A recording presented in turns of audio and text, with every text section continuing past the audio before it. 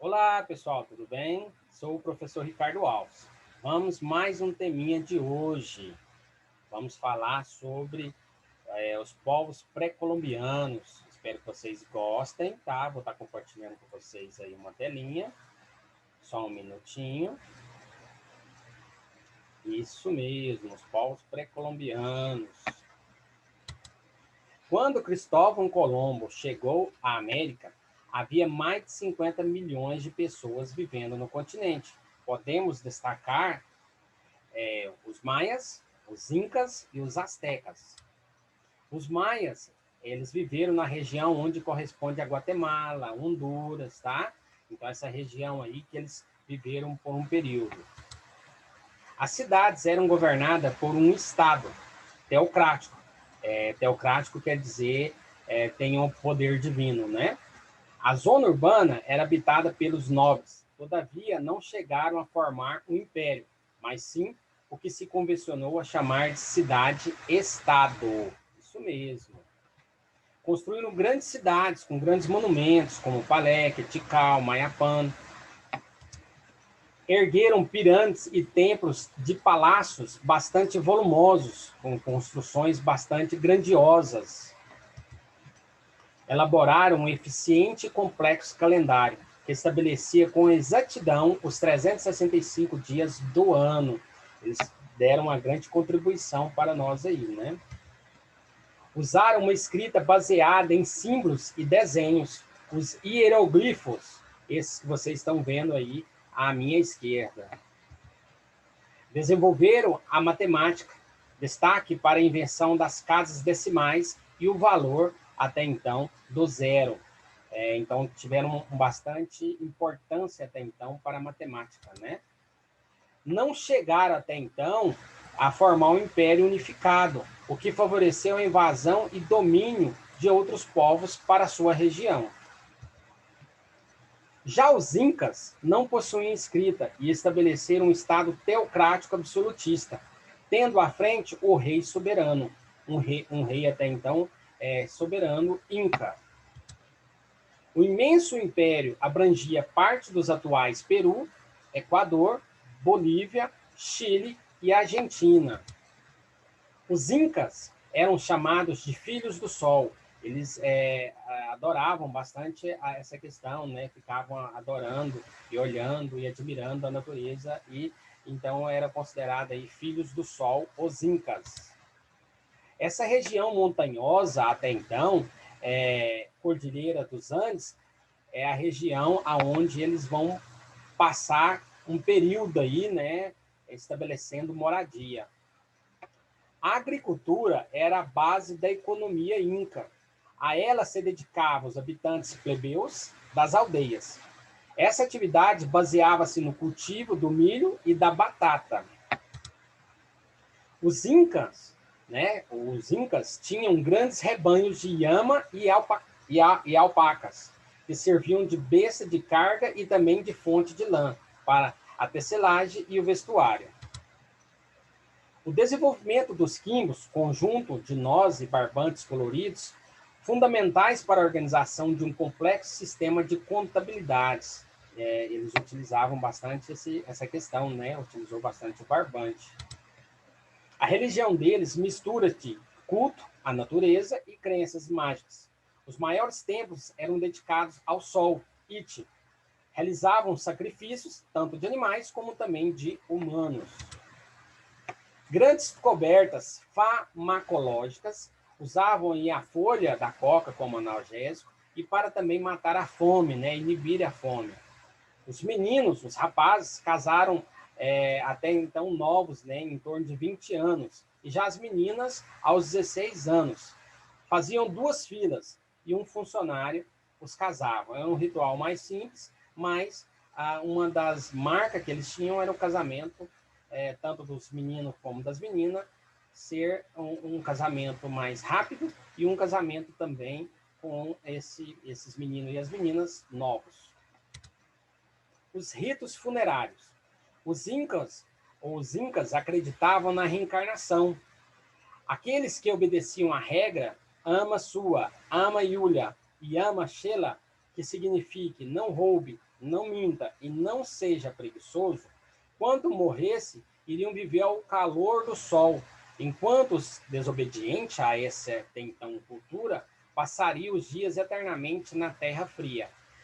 Então, como eles tinham o sol como uma referência, né, então, quando morresse, queria passar ao lado do sol. E aquelas pessoas que desobedecessem, ia passar eternamente na terra fria. Os incas também praticavam um processo de mumificação, especialmente das pessoas mais capturadas, né? Capturadas por eles. Os artesãos incas eram peritos em fazer ornamentos de ouro e prata. Deixaram peças admiráveis feitas em cobre e cerâmica. Olha para vocês verem algumas peças, né, que eles faziam. Então, eles gostavam bastante de fazer isso, eram verdadeiros artesãos mesmo.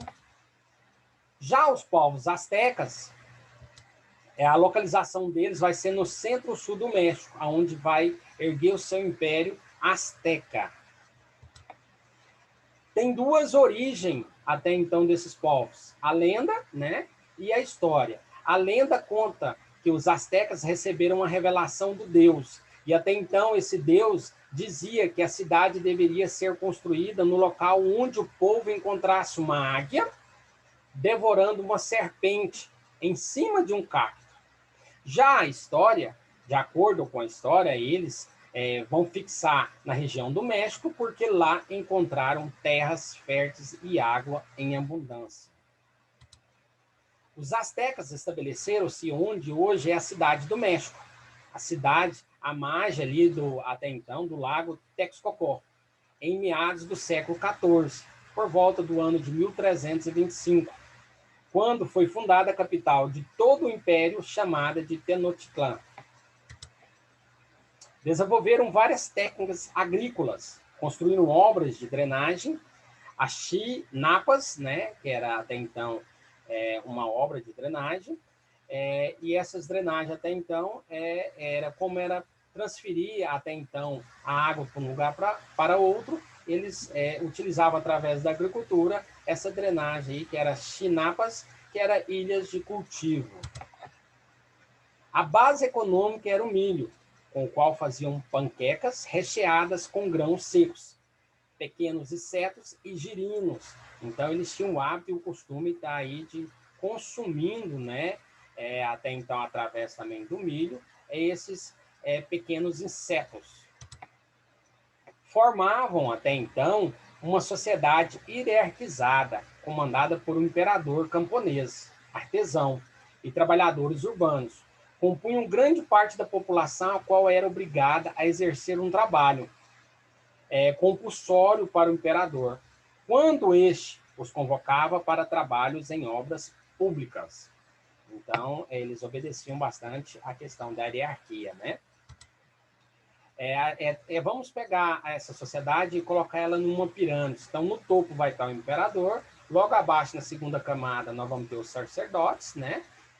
Os militares, os comerciantes, e abaixo de tudo, a base de tudo da pirâmide, nós vamos ter os camponeses, os escravos. A religião, eles eram politeístas, isto é, acreditavam-se em vários deuses, inspirados nos fenômenos até então da natureza, né, os fenômenos naturais. Para esses deuses, realizavam sacrifícios humanos com os prisioneiros que eles capturavam.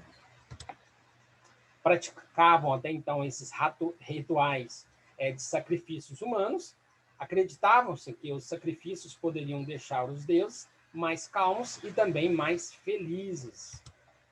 Em homenagem ao deus do sol, construíram uma pirâmide, e até então nessa pirâmide, a principal até então a do capital do império, né?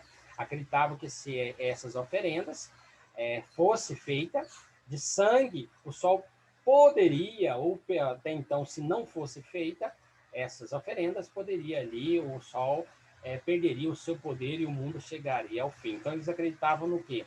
Se continuasse a fazer as oferendas, o sol brilhava mais, né?